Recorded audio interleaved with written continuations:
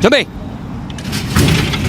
好嚟一起步嘅時候啊，咁啊前面快閘嘅嘛，金鑽貴人黃衫外邊快啊，響外邊有風雲武士啊，埋邊有一對噶，粉紅眼罩呢就閃星輝煌，咁啊跟翻住個第3、4位呢，仲係鴻運帝王啊，第5位手機標霸內欄，第6啊就係遨遊氣泡啊，中間白衫第7位有球星啦，外邊粉紅就係美麗同享啊，後啲嘅馬匹啦，白河飛區啦，竹園紅衫響內欄尾5噶，外邊呢仲有標誌銀河啦，後邊嗰3匹馬分別係陽光勇士舉步生風啊，暫時殿後係桃花開嚟嘅。好啦，接近呢個1000米段處啦，放咗出嚟跑係閃星輝煌啊，響佢外邊就風雲武士啊，分列3、4位嘅馬，埋邊藍衫鴻運帝王啦，金鑽貴人黃衫吊住個第4啊，第5位外邊呢望空咗美麗同享啦，咁啊內欄第6呢仲有遨遊氣泡啊，中間手機標霸出邊標誌銀河跟前咗喎，後邊嗰幾匹馬啦，球星啦，內欄尾5到啦，紅衫呢仲有竹園啊，尾4出邊係陽光勇士，後邊3匹馬舉步生風，內欄尾3藍衫白帽嘅，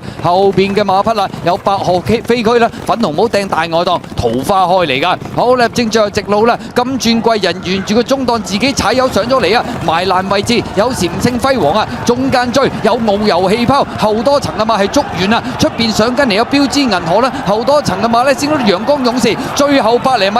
金鑽貴人出咗頭先有少少內閃啊，竹園追緊上嚟，外邊位置仲有遨遊氣泡，最後100米金鑽貴人接先，竹園追緊佢，接近終點第1名相當接近，埋邊位置金鑽貴人外邊追上嚟，竹園兩匹馬相當接近啊！咁啊金鑽貴人如果贏嘅話，都隔咗差唔多啱2年啊！上一次係2024年4月7號贏啊，今日2026年4月6號啊，有冇機會到先呢？竹園追上嚟都好勁嘅，要影相啦！遨遊氣泡就跑第3、第4名標誌銀河。